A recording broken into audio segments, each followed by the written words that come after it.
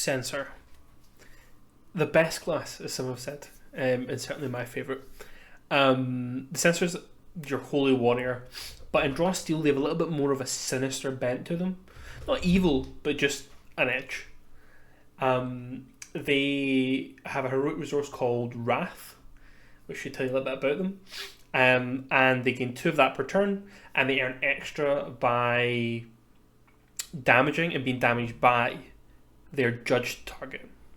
Now, Judgment is an ability they have which is a bit like the Tactician's Mark. They place on a creature and they can spend Wrath to debuff them.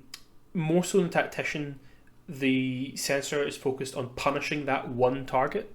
So rather than incentivizing all their allies to attack a target and do more cool things, they focus down the one enemy. They also play a little bit of a support role with their triggered ability My Life for Yours, where they spend their recoveries to restore allies' stamina. So pretty much every other form of healing that spends recoveries does so with your own recoveries.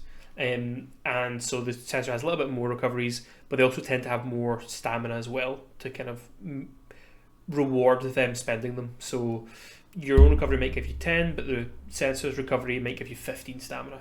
It's better bang for buck. And it's a trigger, so that's really good. When they use their Judgment ability, they also get a subclass based rider to that.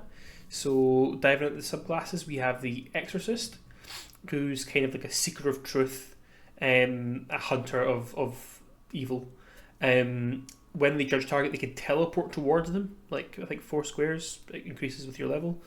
And a lot of their abilities and features are around, sensing hidden enemies, detecting the truth, that kind of thing.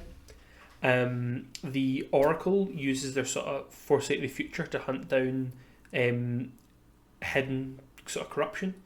So they have abilities when they judge, they can deal extra damage, and their abilities kind of have things to do with like showing enemies visions of their death and kind of be more of like a kind of sorcerer knight rather than necessarily being the kind of upfront holy knight. There's a little bit more magic to them.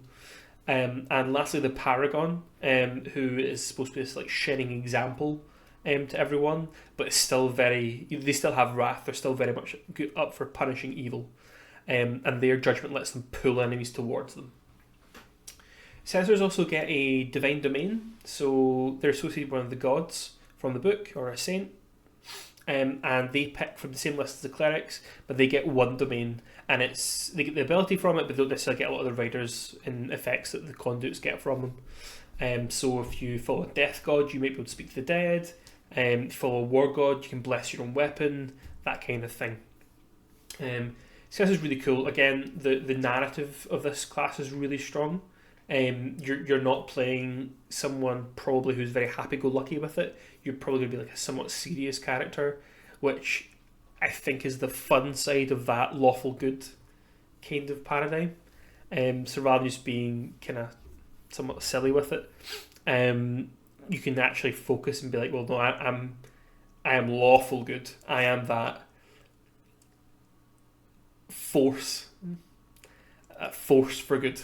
You don't kind of compromise, and I like that that's baked in. It's kind of fun.